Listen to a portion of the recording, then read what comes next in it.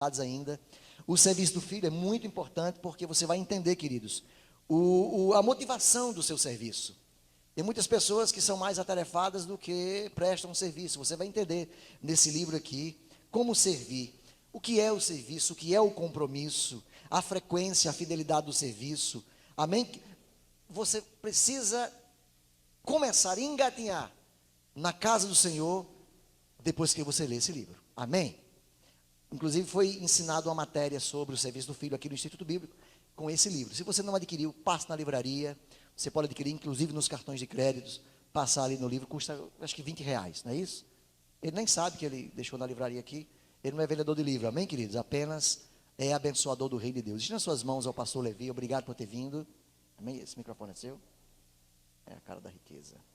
Quantos creem que eu ainda vou ter um microfone desse sim, irmão? Eu vou aceitar a doação aqui, amém, querido? Já pensou eu pregando com o microfone desse no peito? Meu irmão, era outra unção. Mas eu creio que esse dia vai chegar. Amém? Levi, irmãos, é aquele homem que eu me aconselho, que é para mim um referencial de homem, de marido, de ministro. E talvez eu já chorei muito com ele, já fui chorar algumas vezes lá, ele já enxugou as minhas lágrimas, está lembrado? Faz tempo, né? Todos nós precisamos de alguém para chorar, amém, queridos? Alguém para colocar a cabeça, porque nós às vezes damos tanto, e não temos a quem receber e a quem recorrer. Mas Deus tem levantado homens como Levi, pelo menos comigo, tem me sustentado, orado por mim e ouvido os meus lamentos e os meus choros. Amém, queridos? Estenda as suas mãos aqui. Pai, obrigado pela vida do teu filho, que ele poderia estar em qualquer outro lugar, talvez até na sua igreja tão linda, mas ele veio aqui cooperar conosco, pessoas que amam o Senhor e têm uma fome tão grande da palavra. Obrigado porque a vida dele tem sido, Pai, essa constante de ministrar e de falar sobre a graça e o favor de Deus. Nesta noite, Pai, vai ser mais uma vez que o teu Espírito Santo vai usá-lo de uma maneira poderosa. E nós, como boa terra, estamos aqui preparados, Senhor, arados, para receber essa palavra com muita mansidão. Então, todo espírito, Pai, de contenda, espírito sem que não é do teu agrado, comichão nos ouvidos, espírito contrário à tua palavra, nós não aceitamos deste lugar, em nome de Jesus. Teu povo é um povo preparado, apto para ouvir a tua palavra com muita mansidão, e não sairá ninguém aqui deste lugar que não seja impactado pelo poder desta palavra. É assim que oramos, no nome de Jesus Cristo, amém? Graças a Deus. Deus te abençoe.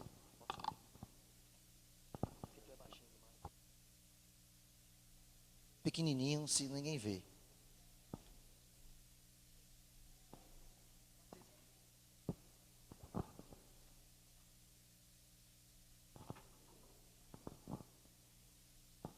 Boa noite, irmãos. Graças a Deus que nós estamos aqui mais uma vez. Bom estar com os irmãos. Primeira vez esse ano, né? Então, feliz ano novo para todos vocês. E que a gente possa desfrutar bem esse tempo que Deus tem nos dado. E realmente é um prazer muito grande. Paulinho é amigo nosso de longas datas, de infância quase.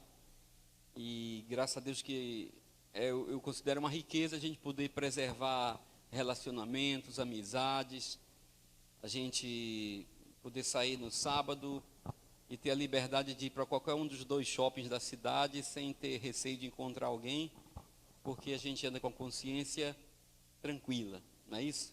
Deixando portas abertas, braços abertos e corações abertos para a gente. É uma honra estar aqui com você, viu, meu irmão? E com todos os irmãos aqui. E a gente está aqui para compartilhar um pouquinho mais da palavra de Deus. Estava vendo o vídeo ali da departamento infantil, muito legal, muito bom. Hoje de manhã a gente estava ministrando os casais lá na igreja, eu estava falando sobre isso, falei para Paulinho, a gente estava falando sobre isso. Criar filhos é fazer discípulos. Então, se nós não entendermos isso, a gente vai ter uma dificuldade na congregação. Talvez a nossa grande dificuldade em evangelismo na igreja, na congregação, é porque nós não sabemos fazer discípulos. E a gente não sabe porque o primeiro lugar de fazer discípulo é em casa.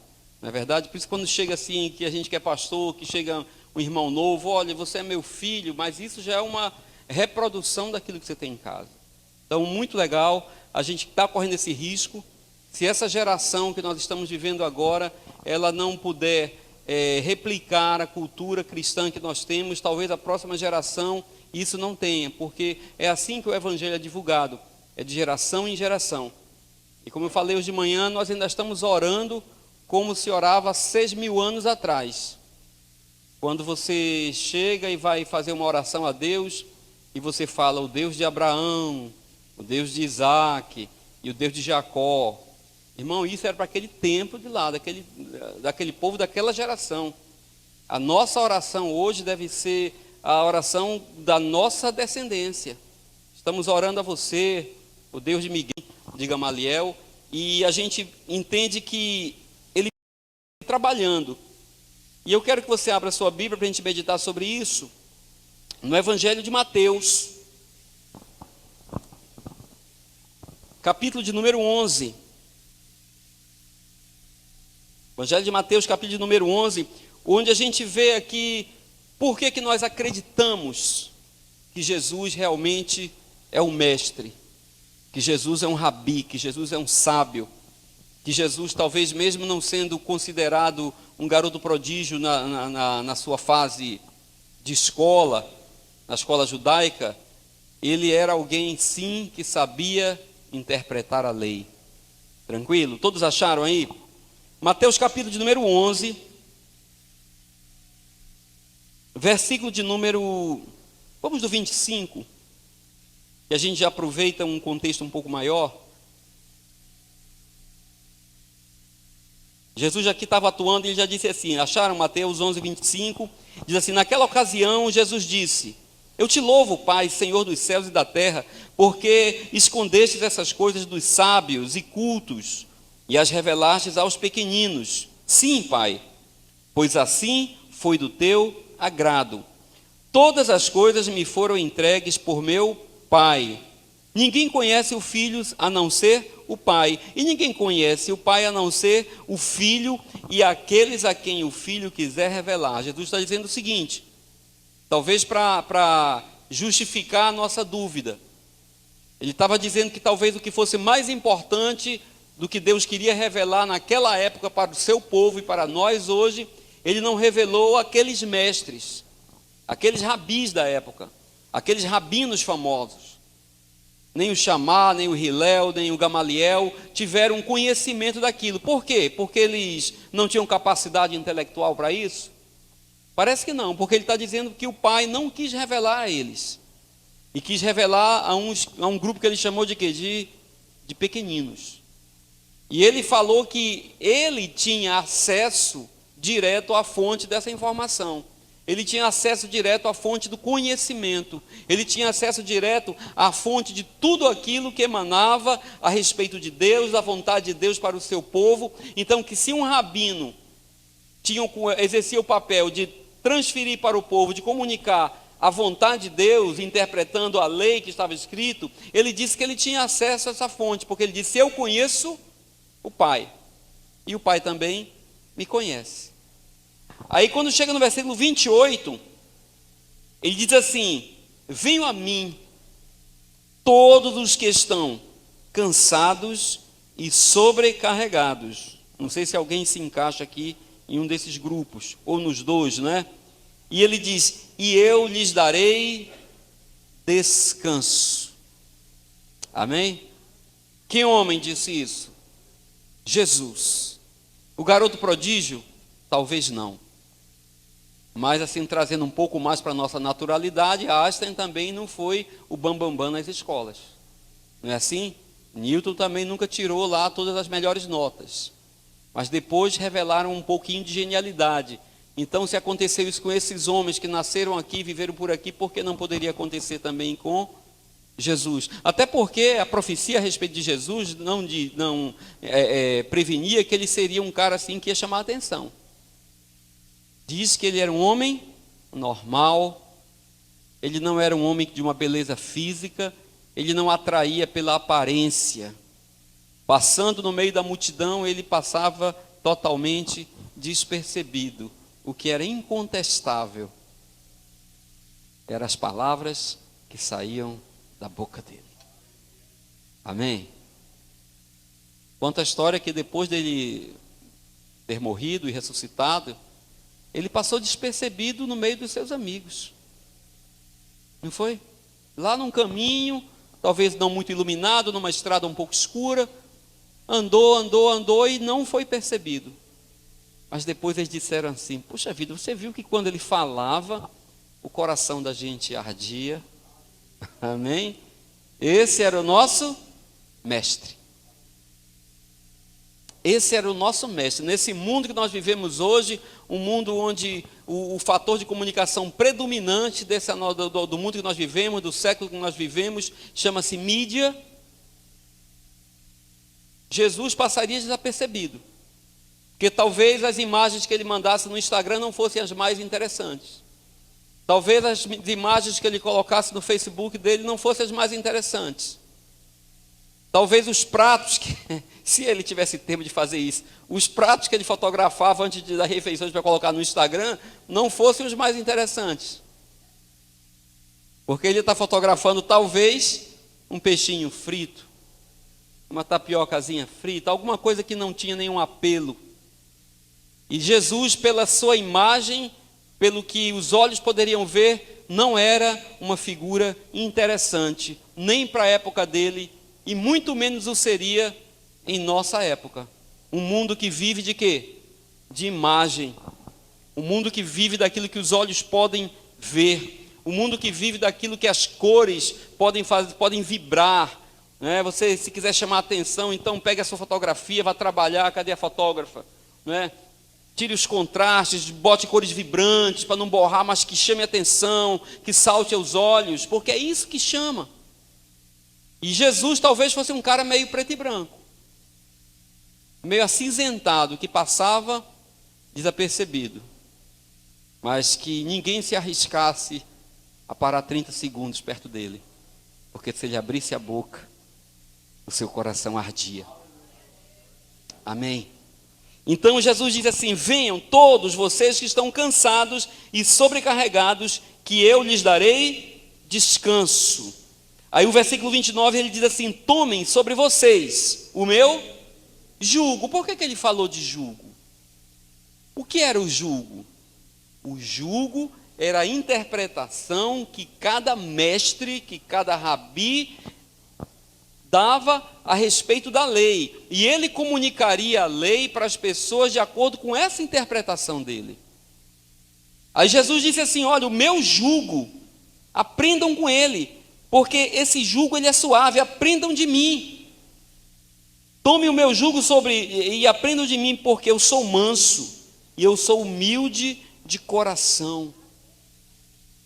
Quando a gente fala de mansidão, e depois ele já havia falado sobre isso, a gente encontra lá em Mateus no capítulo 5, no Sermão do Monte, ele fala que aquelas pessoas que têm um coração manso, eles têm aí alguma vantagem no reino de Deus. Ele diz que esses mansos, eles vão alcançar a terra, os mansos chegarão lá. E o que é um manso, irmão? É aquele cara que todo mundo pisa em cima dele, que todo mundo bate na cabeça dele, que passa por cima e ele fica ali? Não, isso não é um manso, irmãos. A principal característica do manso é a firmeza e a constância. O manso não é aquele que é pisado por todo mundo. O manso é aquele que sabe onde vai chegar. E sabe que muitas vezes é importante até parar, mas permanecer firme, para que o progresso seja constante. A vida do cristão, a nossa vida, Jesus nos chamou para quê? Para uma caminhada. Não foi para uma experiência de final de semana. Não foi para um choque de adrenalina, como você vai muitas vezes num parque de diversões, passa lá 10 minutos, meia hora, um dia, 24 horas, e tem lá uma experiência e volta para casa pensando naquilo. Não, irmãos. Às vezes a gente ainda tem esse pensamento em relação à proposta que Cristo trouxe para nós. E a gente muitas vezes ainda vem para a reunião dos filhos de Deus, que nós chamamos de culto, e a gente quer uma experiência como num parque de diversões. A gente quer algo espetacular para passar por um momento assim de êxtase e chegar e ficar uma semana pensando no domingo passado. Não. Você vai passar uma semana perdida, desperdiçando o tempo que você te deu, porque Jesus Cristo te chamou para uma caminhada firme, para uma caminhada constante, dia após dia, sem recuar, sem parar, dia após dia, uma caminhada constante. Por isso que ele disse: aprenda de mim, porque eu sou manso. Eu posso até correr, mas eu vou poder esperar você, porque eu sou paciente, eu sou firme. Ele diz assim: eu sou manso e humilde de coração. Eu vou ter paciência com você. Eu não vou humilhar você. Eu não vou fazer perguntas que você não sabe responder. Porque essa é a característica de um mestre.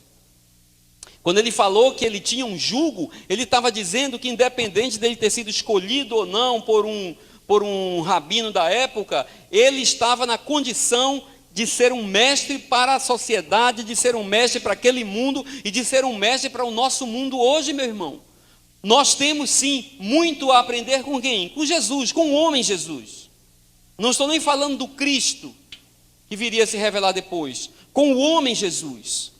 Porque o mestre naquela época não era uma pessoa que dava aula no YouTube, que dava aula por correspondência, que mandava postagens todo dia para você ler e tentar se virar do resto do dia. Não, mestre era alguém que convidava a gente para andar com ele, e as pessoas, os discípulos, iriam vê-lo 24 horas, iriam observar o seu caráter, iriam observar o que ele fazia, iriam observar a ética, a honestidade, a misericórdia, a fé. O mestre não era alguém que passava lições, o mestre era alguém que vivia, ele tinha assim a disponibilidade de viver na frente dos seus discípulos. Naquele tempo não tinha seminário. Vocês estão entendendo? Naquele tempo não tinha seminário, onde a gente vai, fica no local, assiste uma aula e volta. Quem queria ensinar, quem queria ser mestre, como diz, uns foram chamados para mestre, ele tinha que ter uma casa grande, porque as pessoas iriam morar com ele. Ele seria observado. E Jesus disse: olha, o meu jugo que eu tenho para vocês, ele é bom. Eu sou manso. O meu coração aqui, ele é humilde. Eu sei que eu tenho muito mais do que vocês, mas eu vou andar junto com vocês. Não vou humilhar ninguém. Eu vou entender o seu limite. Eu vou entender a sua capacidade. Eu vou entender até onde você vai. Jesus estava dizendo aqui: e vocês encontrarão descanso para as suas almas. Amém? Onde que encontra isso? Não no livro de Jesus. Sabe por que eu escrevi um livro? E publiquei esse livro? Porque eu não tenho disponibilidade de estar com vocês na minha casa. Está entendendo? Não tenho essa disponibilidade. Então eu mando o livrinho para você. Você compra o livro, vai lendo, vai vendo o que você pode fazer. Mas Jesus estava dizendo aqui que a vivência dele, o que ele estava oferecendo, iria deixar você com a sua alma tranquila, descansada. Você não seria aflito. E no versículo 30 ele diz: porque o meu jugo, que jugo? A forma que eu tenho de interpretar a lei é suave, e o meu fardo é leve. Jesus estava dizendo que os mestres da época, eles tinham uma forma de interpretar a lei que colocava peso na vida das pessoas. Que você, quando chegava para se aconselhar, que você chegava para querer acertar, para querer andar na lei, você saía mais pressionado, porque o peso que se colocava, por isso que chama de jugo, o peso que se colocava em relação ao que a lei esperava de você, ao que eles estavam passando para você, era muito pesado. Era muito pesado. Você ficava ali numa condição que não tinha nenhuma brecha. Qualquer deslize te condenava à morte. Um dizia: olha, você não pode fazer nada no sábado, então tinha que ficar parado. O outro dizia: não, dá para fazer alguma coisa. Não dá para carregar um negócio, se for para o seu sustento, mas se for... Não... Então, isso era muito pesado. Aí Jesus veio dizer assim: olha, eu tenho uma interpretação da lei para você. E ele não estava falando especificamente da lei de Moisés, que ele veio cumpri-la, mas ele já estava falando adiante para nós hoje, que havia uma forma de você seguir. O que era a lei? A lei era o que Deus tinha estipulado para ser a vontade dele para as pessoas. Jesus já estava se referindo ao ministério da graça que ele estava inaugurando. Ele ia fechar muito bem fechado a lei. Ele veio para cumprir a lei rigorosamente, mas ele veio para inaugurar uma nova dispensação. Uma nova forma de você ouvir o que Deus está falando e de você transformar isso em uma vivência prática para os nossos dias, mas que isso seja algo leve para nós, irmãos. O que o mundo precisa, o que nós precisamos entender é que andar com Cristo, essa caminhada que Ele nos convida, não é algo penoso, não é algo sacrificial, não é algo para nos deixar pior. Irmão, se for para você vir para o culto, para escutar uma interpretação das Escrituras, para você voltar para casa pior, eu aconselho você a ficar em casa. Vá para um shopping, faça qualquer outra coisa, porque nós temos que fazer algo que nos torne melhores, que nos torne seres humanos melhores, pessoas melhores, que acalente a nossa alma. Para ficar com a alma angustiada, irmão, não venha para o culto, basta assistir o Jornal Nacional. Quer passar o resto do dia angustiado, de manhã cedo, 7 horas, liga o Jornal Nacional, escuta a Miriam Leitão, pronto, você fica angustiado. Você vê os números da economia, você vê a situação como está, e a sua alma já fica angustiada. Então, o que Cristo veio trazer, isso é exemplo para a minha vida, é exemplo para a nossa vida. O que nós temos que apresentar para do Evangelho é o exemplo que nós temos com o nosso mestre, com o nosso rabino, que veio dar um exemplo de vida para nós e dizer que a forma que ele trouxe para que apresentasse a vontade de Deus para o homem é uma forma suave. Até porque a lei focava muito na minha performance pessoal. A lei individualizava o resultado. Eu tenho que ser bom, eu tenho que cumprir, eu tenho que ser honesto, eu tenho que fazer, eu tenho que ser santo. E quem conseguia 10 ou 30% desse negócio se achava o cara. Por isso que ele tinha uma bronca com uma turma lá que achava que era só eles que cumpriam a lei. Ele chamava de quê? De hipócritas. Porque o cara dizia, eu estou salvo, eu consegui me santificar, eu consegui me justificar. Você é um pecador que vai queimar no inferno. Então parece que a salvação de um era a condenação do outro. Porque quando eu vi alguém sendo salvo, que cada vez ele queria ficar mais salvo ainda, quando eu vi alguém que dizia ser santificado, que cada vez queria ficar mais santo ainda, eu ficava cada vez pior, eu diminuía, eu ficava mais pesado. E a lei proporcionava isso, ela dizia, olha, esse aqui consegue dar, como a gente leu o exemplo agora aqui, esse dá dízimo de tudo, até das gramas. E você? Eu sou miserável. Jesus disse, eu vim trazer um jugo suave. Eu vim trazer um fardo que é leve. O apóstolo Paulo, quando escreveu aos Coríntios, ele, em uma parte da carta, ele disse assim, olha, ninguém é tentado além daquilo que pode suportar. Sabe o que é isso? Sabe o que é isso? É o nosso mestre identificando todos nós individualmente. Não é uma lista de transmissão. Estão entendendo o que estou falando, irmão? Jesus, o nosso mestre, ele tem um cuidado individual com cada um dos seus discípulos, com cada um dos seus alunos, com cada um dos seus seguidores. Ele manda um zap, um WhatsApp individual para você. Ele não manda uma lista de transmissão para todo mundo. Por quê? Porque tem uns que aguentam uma coisa, outros aguentam outra. Uns vão até aqui, outros podem ir mais adiante. E ele dá um tratamento individualizado.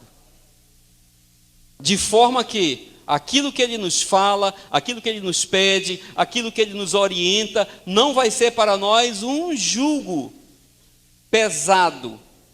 Vai ser um jugo leve. Você vai entender aquilo como um remédio, como uma solução. Você vai entender que aquilo que Deus fala para você, que Ele pede para você, é algo que você realmente, sim, pode fazer.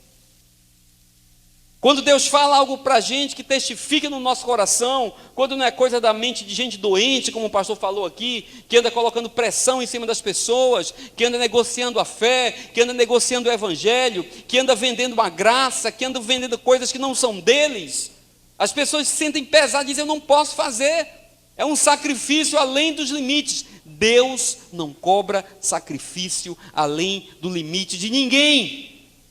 Porque todo o sacrifício que deveria ter sido feito, já foi feito. Aonde? Na cruz do Calvário. Por quem? Por esse mestre, que não me mandou para a cruz para que eu soubesse como funcionava. Ele foi para a cruz para me mostrar como funciona. Um mestre, irmãos, alguém especializado em ensinar, em dar aulas, em dar exemplos. Desde o começo do Gênesis que você vai ver Deus falando, mostrando, dizendo: me obedeça, é bom obedecer, obedeça as minhas palavras, os meus mandamentos, eu sei o que é melhor para você, não desobedeça, que desobediência é pecado, pecado mata. Deus mandou recado, mandou e-mail, mandou WhatsApp, mandou tudo, videozinho do YouTube, mandou representante, mandou rei, mandou profeta, mandou juiz, dizendo: não desobedece, é ruim, pecado mata, pecado mata. Estão entendendo? O homem entendeu a mensagem? Não. Quando tem uma matéria que você não entende, assim, os caras vão dar uma aula, irmãos, se a turma não entendeu, você tem que contratar um especialista. Se o cara que tem a graduação não entendeu, aí você manda o da pós-graduação, não entendeu, você tem que contratar o quê? Um mestre. Um mestre quando dá aula, um mestre quando fala, o tempo para.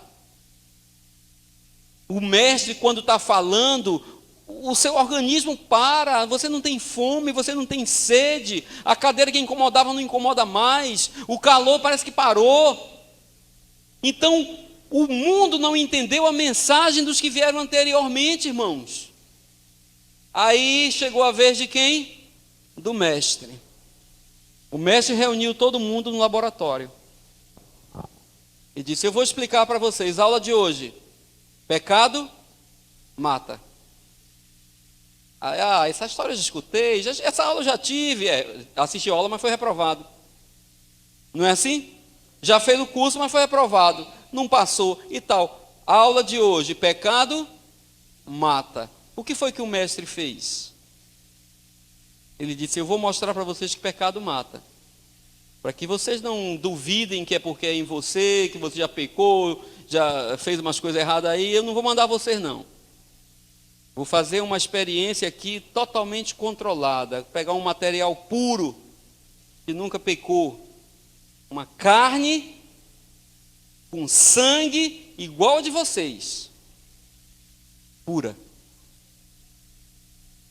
Já era difícil de achar esse material para a experiência, não era? Onde é que tem esse material para a experiência? Carne, homem encarnado, com sangue puro. Quem era, irmãos? Só tinha o mestre. Ele diz: bem, como não tem aqui o material ideal para que a gente faça essa experiência, para vocês acreditem que mesmo na carne mais pura o pecado mata, eu vou mostrar a vocês que mata.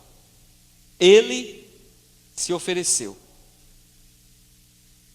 Ele disse: a minha vida ninguém tomou, eu mesmo ofereci. Foi sacrifício? Não, irmão. Sacrifício é aquele porco que você corre atrás dele, que ele dá trabalho, e você cai no chão, e você tem que amarrar ele, sai arrastando ele, e ele sai gritando porque ele não quer morrer. Isso é sacrifício. O porco foi para o sacrifício. Mas a minha Bíblia diz que o meu mestre se entregou e foi como uma ovelha muda para o matadouro. Isso não foi sacrifício, isso foi oferta. E ele disse: agora vocês vão ver uma carne sem pecado, recebendo pecado. Assistente, por favor, era o cão. Pode injetar pecado aqui. e injetaram pecado naquela carne pura. E o que aconteceu com Jesus? O que aconteceu com o mestre? Hein? Morreu. Por quê? Porque pecado mata.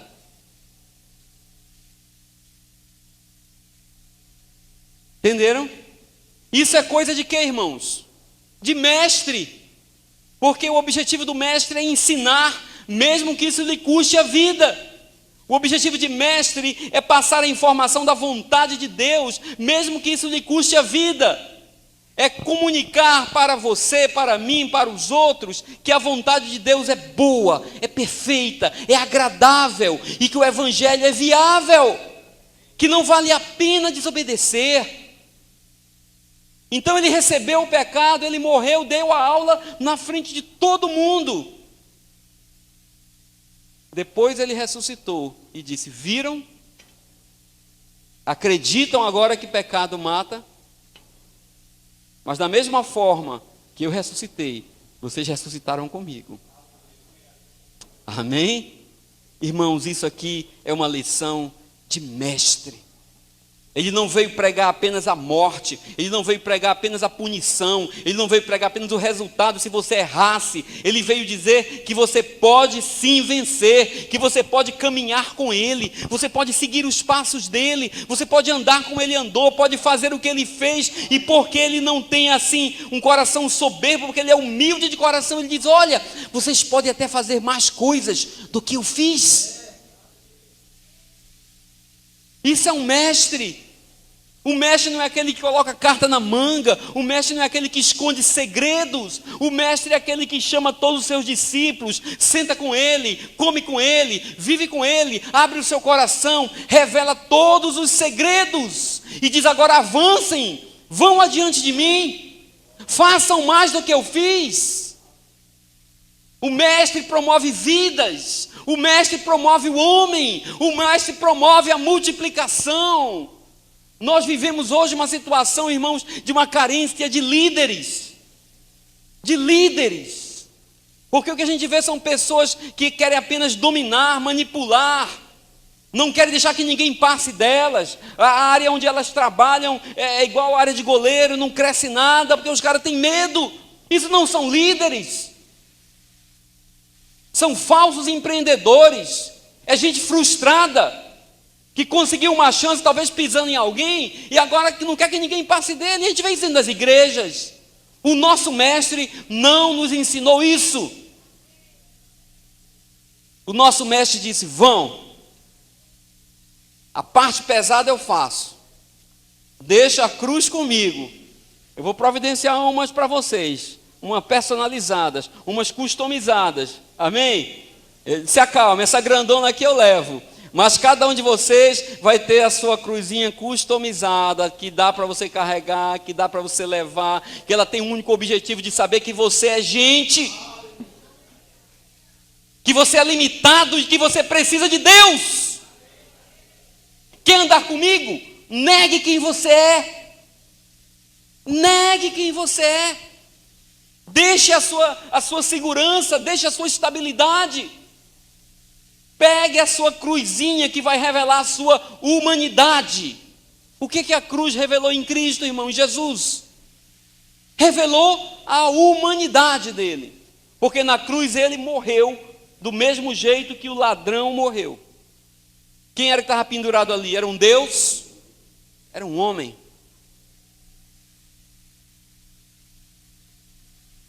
Amém?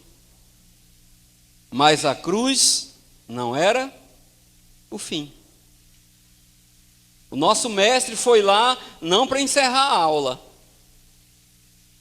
Amém? O nosso mestre foi lá, foi na cruz, mostrou a humanidade dele para dizer: do jeito que eu estou aqui, é o mesmo jeito que você está, nu, despido, sem dinheiro, sem cartão de crédito, sem amigos, porque os amigos o abandonaram. Sem nenhum recurso, sem nenhum apadrinhamento. Ninguém quer ser amigo de quem está colocado em um local de maldição.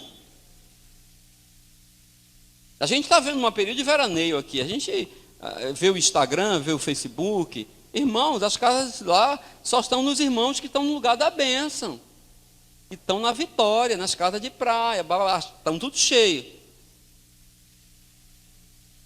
Os irmãos que ficaram em Natal liso, juntando moeda para pagar a matrícula dos filhos, estão sozinhos em casa, não tem barulho, o telefone não toca, estão tudo quietinho lá.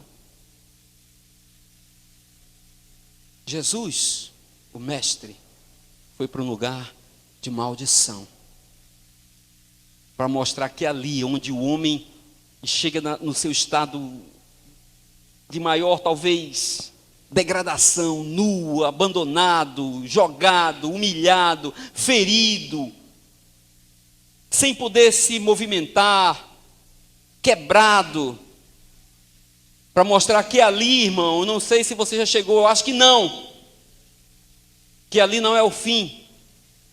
O meu mestre foi à cruz como homem para dizer que ali é apenas o começo da nova vida que Deus tem para mim e para você. A minha Bíblia diz que foi a partir da cruz que o poder de Deus se manifestou. Se manifestou para arrancar Jesus dentre os mortos, para arrancá-lo das garras do inferno e fazer com que ele se levantasse novamente, triunfante, junto com sua igreja.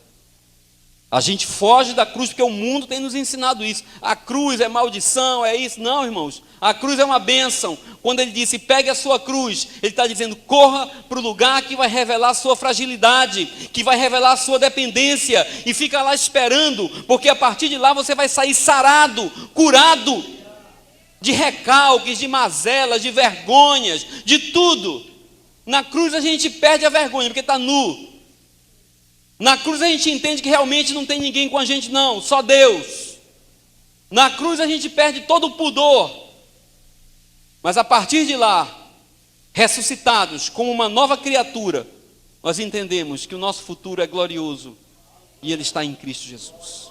Ele está em Deus. Quem nos ensinou isso? O nosso mestre.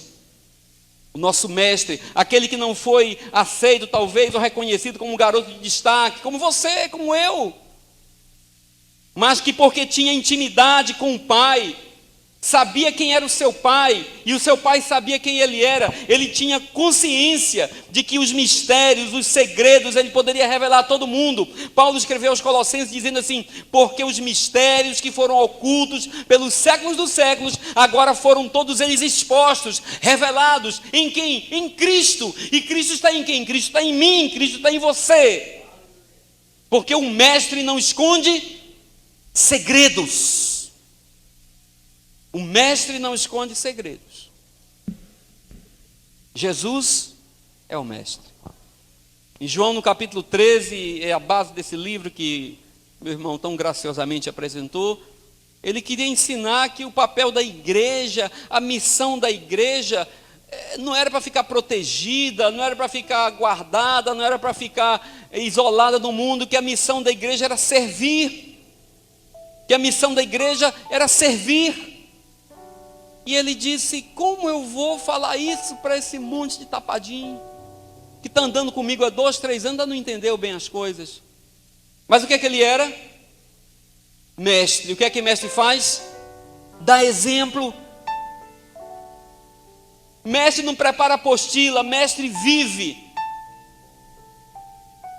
Diz o evangelho que ele chegou numa reunião com os amigos, não tinha motivo nenhum, ele tirou a camisa, pegou uma bacia de água, se ajoelhou e lavou os pés de todos, um a um. Os mais folgadinhos disseram, bem, já que você está lavando meus pés, também lave minhas mãos, passe um gelzinho no meu cabelo. E quando terminou tudo, disseram assim, poxa Jesus, presta atenção, ele não fez a faculdade, não foi reconhecido por ninguém, mas disseram, poxa Jesus, por que você está fazendo isso? Você não é um mestre? Você não é um rabino?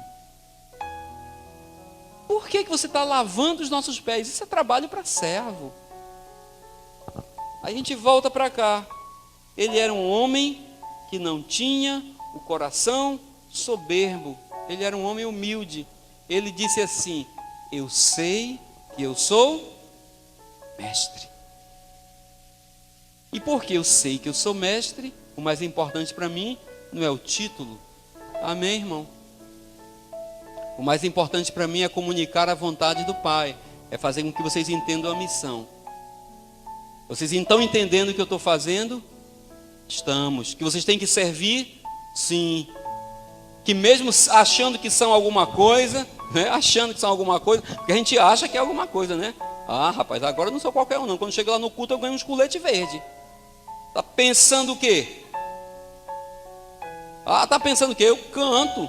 E as músicas que o pastor pede, no próximo domingo, tá pensando o quê? Eu sou alguma coisa. Ele disse, ó, mesmo achando que são alguma coisa, a missão de vocês é servir. Ele disse, entenderam a lição? E os discípulos disseram, sim. Ele disse, serão felizes se assim o fizerem. Quem é esse, irmãos? O mestre. Que diante de dilemas, onde ele não poderia negar a lei, onde ele não poderia quebrar a lei, mas ele tinha necessidade de salvar, porque ele tinha que exercer a misericórdia, ele deu um jeito de mostrar que a lei não é individual, que a lei é compartilhada. Jesus veio mostrar, por isso que o jugo dele não é pesado, ele veio mostrar que ninguém peca sozinho. Ninguém peca sozinho. O cara é corrupto. Ah, aquele é o corrupto, é o que pegou e tal. E quem foi que aceitou o dinheiro dele? Jesus deu um jeito de mostrar que ninguém peca sozinho, que tem pecado compartilhado. Por isso ele disse, se o pecado é compartilhado, a graça é para todos. Porque nós procuramos a igreja, nós procuramos Deus para ganhar o pão de cada dia, para ganhar o benefício próprio. E Jesus disse, o pão não é seu. O pão é nosso porque o Pai é nosso. Se nós temos um só Pai, só temos um pão. E a gente ainda acredita que o Evangelho, que Deus, que Cristo foi para a cruz para defender o meu pão, para garantir o pão na minha mesa. Mas o pão que Ele tem colocado não é meu, o pão é nosso. Porque só temos um Pai, só temos um só Senhor, só temos um Mestre. Amém.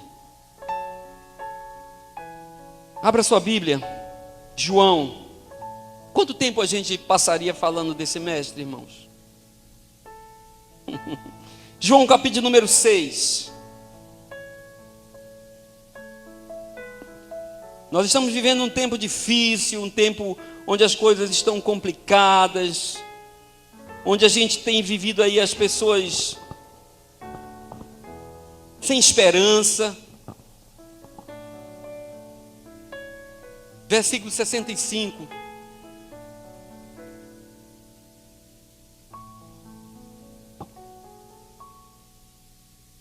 João capítulo 6, versículo 65. Esse mestre que quis ser mestre e nos quis como discípulos, sabendo que a vida não seria fácil, sabendo que a caminhada seria difícil, porque o Evangelho nunca foi essa promessa de facilidade que se vende na televisão. O Evangelho é uma caminhada em conjunto. A promessa não foi de facilidade, não foi de escada rolante, não foi de carro conversível. A promessa foi que não estaríamos mais sozinhos. No mundo tereis aflições, tereis dificuldades, mas tem de bom ânimo, eu estou com você. Na hora que você não souber o que fazer, você não vai estar perdido com a maioria. Você vai ter para onde olhar, você vai ter um mestre, você vai ter uma referência, você vai ter o que imitar. Não sabe o que fazer, não faça nada, imite o mestre, faça como ele fez. Entenda o que ele tem para fazer. E aqui em João eu quero encerrar com esse trecho, que os irmãos já estão tocando.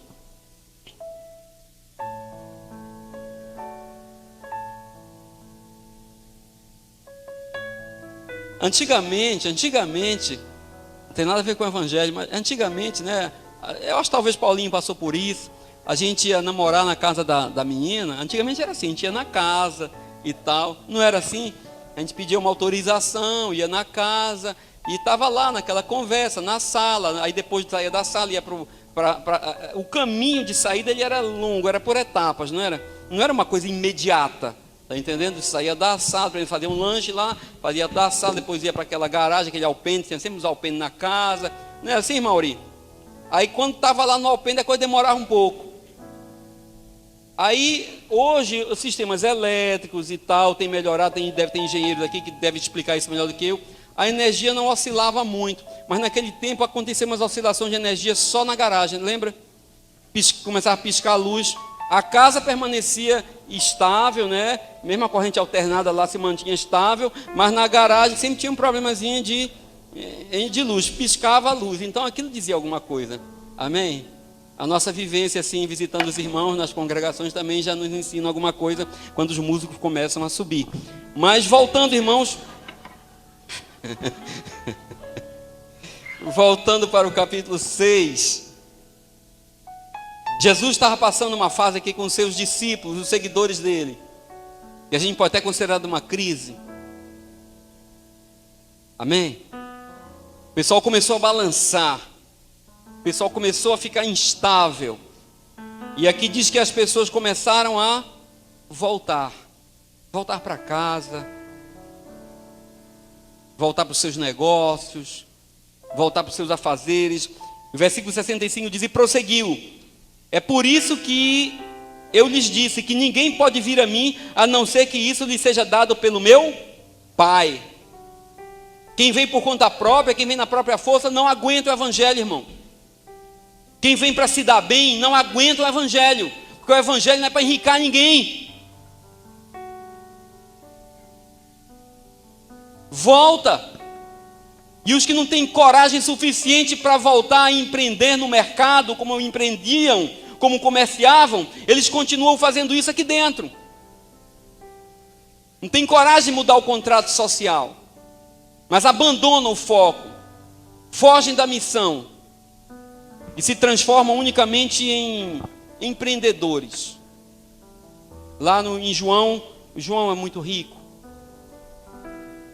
Fala que são os mercenários. Cuidam de ovelha à custa de dinheiro. Se não tiver as ovelhas, eles correm. Se não tiver o pagamento, eles correm. E se o risco para cuidar das ovelhas for maior do que o pagamento, eles correm também. Porque diz que quando o lobo vem, opa, eu estou aqui para ganhar 1 milhão.